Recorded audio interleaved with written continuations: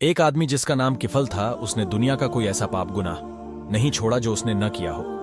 अल्लाह ताला ने उसे मालों दौलत दे रखी थी और वह हमेशा इस दौलत का गलत तरीके से इस्तेमाल किया करता था। ख्वाहिशात में, बुराइयों में उसका पैसा खर्च होता था। एक बार ऐसा हुआ कि एक गरीब और जरूरतमंद मोहताज औरत उससे कुछ उधार मांगने के लिए आई, तो उस आदमी ने अपने लिए मौके को गनीमत समझा। और औरत भी हसीन व जमील थी, बहुत खूबसूरत थी।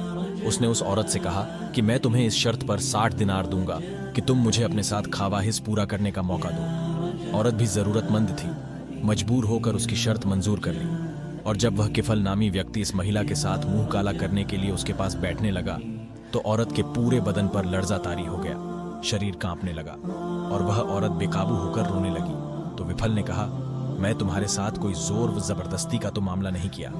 तो उस औरत ने कहा, ठीक है, आपने मेरे साथ कोई जोर व जबरदस्ती का मामला नहीं है, लेकिन ये ऐसा काम होने जा रहा है जो मैंने आज तक कभी नहीं किया, और आज इन पैसों की जरूरत की बिना पर मुझे आपकी ये शर्त माननी पड़ी, और ये नाजायज गैरकानूनी काम होने जा रहा है, इसलिए मैं रो रही हूँ और इसी वजह से मेरा शरीर कांप रहा है और मैं ऐसा काम कभी करना नहीं चाहती। जब औरत की बात किफल ने सुनी, तो उसी वक्त किफल को हिदायत नसीब हो गई और मैंने ये कहकर उसी समय औरत को छोड़ दिया कि अब से कभी किसी प्रकार का कोई गुनाह नहीं करूंगा। और उस औरत से कहा, मैंने ये 60 दिनार यूं ही दे दिए हैं, जाओ इससे अपनी जरूरतें पूरी कर लो। और किफल ने अल्लाह से वादा करके तौबा कर ली कि अब कभी कोई गुनाह नहीं करूंगा। इत्तेफाक से उसी रात में किफल का इंतकाल हो गया। और बनी इसराइल में अल्लाह की तरफ से यह हुक्म जारी था कि जब कोई शख्स रात को गुनाह करता तो सुबह को वो गुनाह उसके चौखट पर लिखा हुआ मिलता, और अगर किसी ने तौबा की है और अल्लाह ने उसकी तौबा स्वीकार कबूल कर ली है, तो सुबह को उसके दरवाजे पर लिखा हुआ मिलता कि